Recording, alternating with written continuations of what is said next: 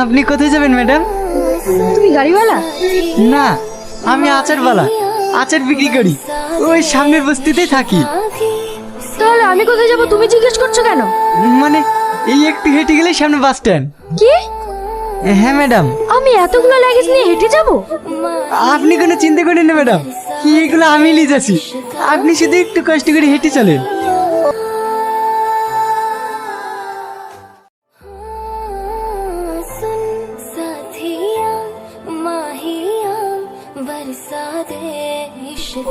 বুঝতে পারছি ম্যাডাম, আপনারা অনেক বড় লোক মানুষ, গাড়ি ছাড়া চলেনি না। কিন্তু আমি সব জায়গায় পায়ে হেঁটে ব্যবসা করি বেড়াই। তুমি বাইরে থাকেন? হ্যাঁ, আমি বিদেশেই পড়াশোনা করি। একটা কথা বলবো ম্যাডাম? বলো। আপনি কিন্তু অনেক সুন্দর, একদম অপসুরা। আল্লাহ তাআলা আপনাকে অনেক যত্নে বানিয়েছে। কি? তুমি একটা পাগল। হ্যাঁ ম্যাডাম, সবাই বলে।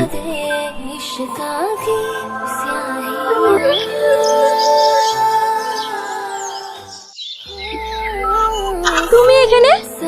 হ্যাঁ, এই বাড়িতে আমার মা কাজ করে। ও, তার মানে তুমি রূপালী আন্টির ছেলে? হ্যাঁ। এটা আপনাদের বাড়ি? খুব ভালো হলো ম্যাডাম, এই বাড়িতে আসলে আপনাকে দেখতে পাবো। কি? আমাকে দেখতে পাবে মানে? সত্যি কথা বলতে ম্যাডাম, আপনি খুব সুন্দর, আপনাকে দেখতে আমার অনেক ভালো লাগে। পাগল একটা।